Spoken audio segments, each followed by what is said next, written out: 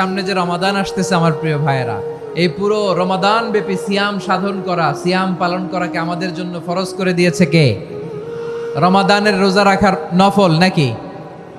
রমাদানে সিয়াম পালন করা কি নফল? সুন্নাত?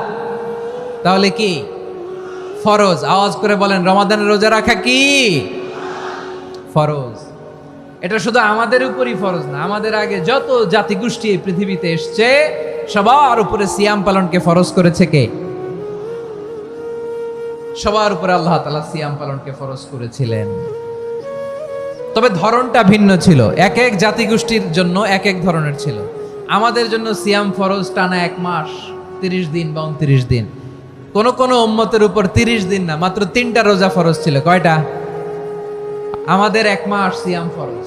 পূর্ববর্তী অনেক উম্মতের উপর 1 মাস ছিল না, 3টা ফরজ ছিল। কয়টা?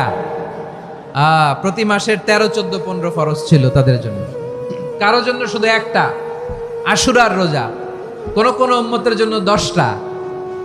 কোন কোন উম্মতের জন্য রোজা ফরজ ছিল মৌনতার রোজা, আরবিতে বলে সৌমুল ইনসাত, মানে সারাদিন খেতে পারবে, পান করতে পারবে, স্ত্রীর সাথে মেলামেশা করতে পারবে, কিন্তু কথা বলতে পারবে না। কথা বললেই তাদের রোজা ভেঙে যেত। পড়েন সুবহানাল্লাহ।